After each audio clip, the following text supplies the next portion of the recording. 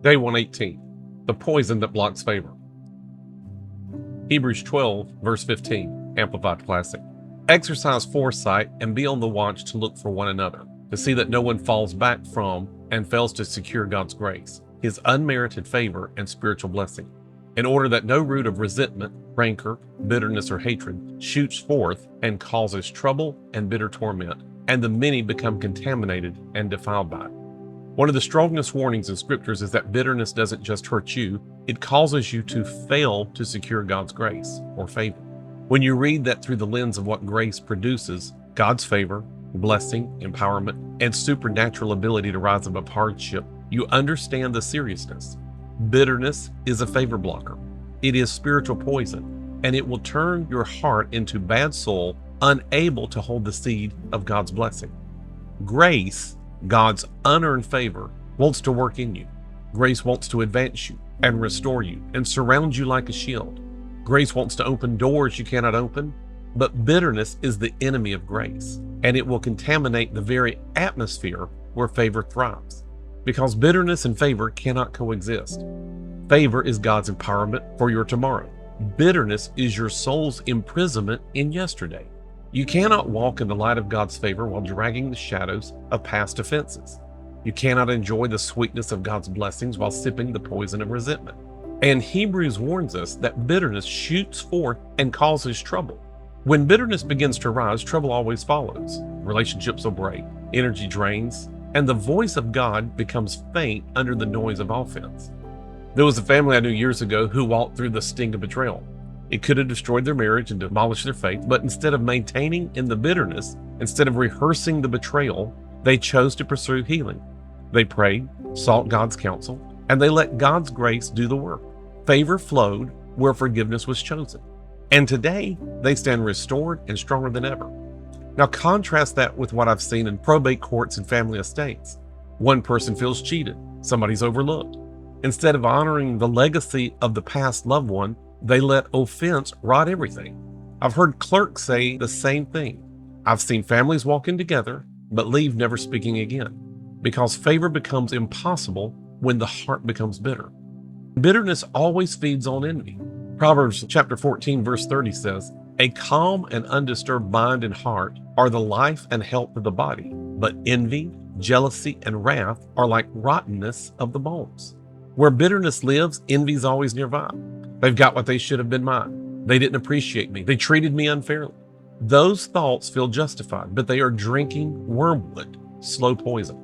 Favor cannot flow in your heart if it's ruled by envy, because favor thrives when you can celebrate God's goodness, even, and I want to say especially, when He blesses someone else first. Favor moves in the heart that chooses mercy over jealousy, because favor shows up where you refuse to relive the offense and instead release it into God's hand. You see, bitterness is always a seed, and seeds produce something. Every seed produces after its kind. Plant corn, get corn. Plant apples, get apples. But if you plant bitterness, you get bitter fruit. Bitterness doesn't stay silent. It'll always speak.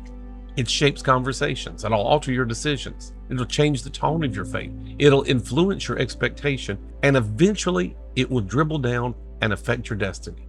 But favor works the same way. Favor is a seed. Forgiveness is a seed. Grace is a seed. Mercy and blessing, they're seeds. And when those seeds are planted, they grow into a harvest of breakthrough, promotion, and restoration. You cannot harvest favor from fields filled with bitterness. And God's favor right now requires you to look carefully.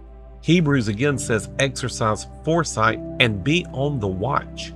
In other words, don't wait until a root becomes a forest. Pay attention into your internal climate, into your heart. Pay attention to the thoughts that resurface. Be closely guarded when a certain name tightens your chest. Pay attention to that. Pay attention when old memories replay with fresh anger. Not for condemnation, but for cleansing. And not to beat yourself up, but to uproot what's hindering your favor. The Holy Spirit is faithful to show you where the soul needs clearing. Because when you forgive, genuinely, deliberately, and fully, you're not endorsing what they did. You're not saying the hurt wasn't real. You are simply refusing to let their wrong rob your future. Instead, you're handing the case over to God, the righteous judge, and saying, I choose to walk in your favor and not my offense. Because God can restore what others stole. He can elevate after injustice, and He can vindicate you without lifting a finger. That's favor. But bitterness will always block what God longs to pour out. And remember, it's not about the other person, it's about your future.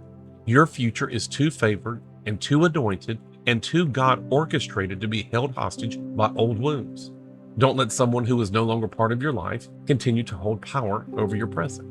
Remember this, the moment you release bitterness, favor will begin to surge again.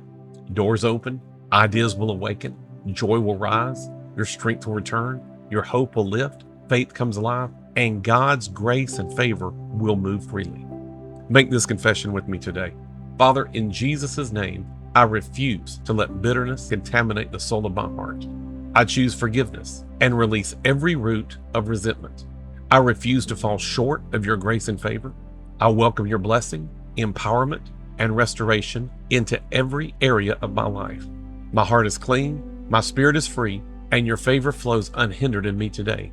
I walk in grace, I walk in love, and I walk in supernatural favor. In Jesus' name.